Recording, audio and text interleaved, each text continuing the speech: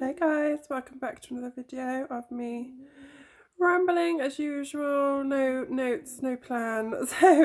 But this is going to be an open letter to my babies as they turn 5, which to me feels like a huge milestone. I don't know what, I think I say this every birthday, but 5 seems like they're not babies anymore. And I know they haven't been babies for a long time, but I'll always call them my babbas anyway. But they're not, they are far from being babies.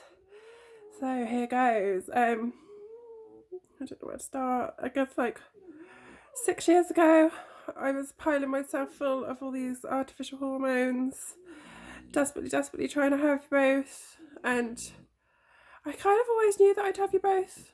We had your names picked out from when I think I was like 19 when we chose your names, and that was it. We were having an Ella and we were having a Jade, and there was never any. Well, I say there was never any doubt. Obviously, there were times when we were petrified that you'd never come along. Infertility is a bitch, and it took a long time to get you here. But don't ever think that you weren't the most wanted babies in the world, because as much as the way things have turned out, it might not seem like it. It was a long journey to get you, and we both wanted you so much. So yeah, in the July of 2014, we finally found out that you were coming along. And we went for that scan and we saw both your little heartbeats flickering, good strong little heartbeats. But they said then to be aware not to tell anybody that we were having twins, because between that was 7 weeks, between being 7 weeks pregnant and being 12 weeks pregnant, one of you could have disappeared. But at 12 weeks there you both were. Well, 13 weeks I think I was when we had the scan. And at that scan, your dad swears he knew which one was Ella, which one was Jaden, because we didn't just have like a normal sonographer, we had a midwife because of having twins, because obviously the additional complications, and she accidentally, on purpose, let slip that one was a boy, one was a girl.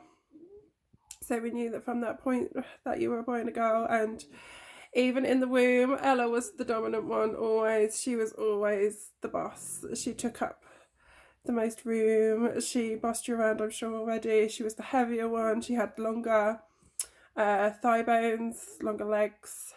She was heavier. She wasn't necessarily bigger, because when you were born you were the same length, but you were obviously completely different weights. And Jaden was my tiny little birdie, £4.7, which, I mean, for twins he wasn't like tiny, but he, to us, have it like get my words out. Ella was born first, so when they held Ella up and you were tiny, but then to see Jaden like not seconds, but 2 minutes later, to see Jaden held up and he was a tiny little birdie, and that was scary because I didn't want you to be a tiny little birdie. I wanted you to be a big chunk like you are now, and you've definitely, as restricted as your diet is, you've made up for that. You're not a tiny birdie anymore. You're my big chunky boy, and I'm so proud of you every single day, because life's not easy for you, and I know that, and you tell me every day at the minute that your brain hurts and everything's a struggle and you don't like this, you don't like that, and you get angry so easily, but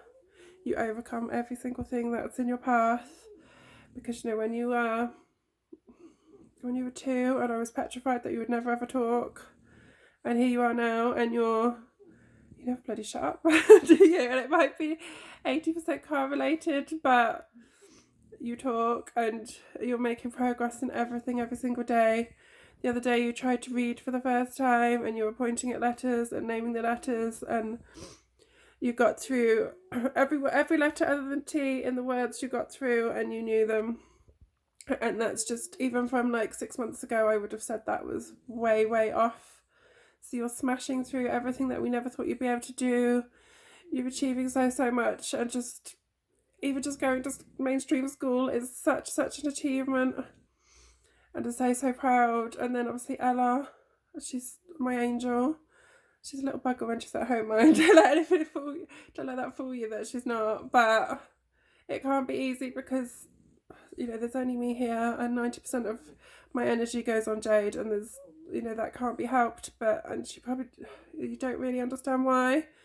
You understand that he needs that extra help, but you don't really understand why that means that you don't get the attention, and sometimes you act out to get that attention. Well, that's completely understandable. But on the whole, you are my angel. You were so well, I was going to say helpful. No, she's not.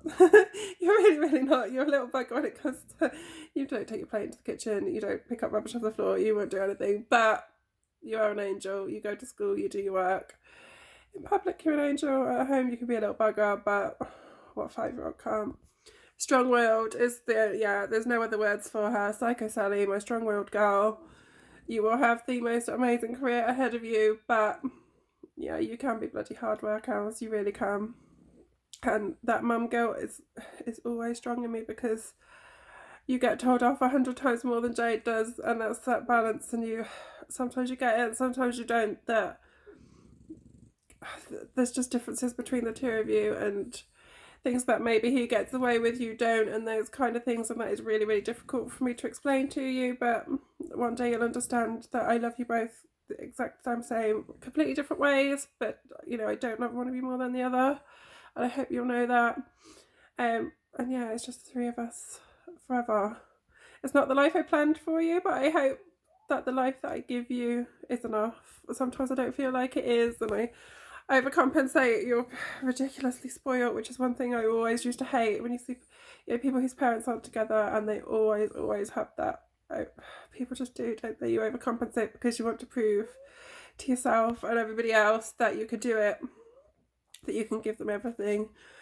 And it's something I need to cut back on because you are ridiculously spoiled, but you're also the two most amazing little human beings, and that's all that matters because you're all mine, and I love you so much.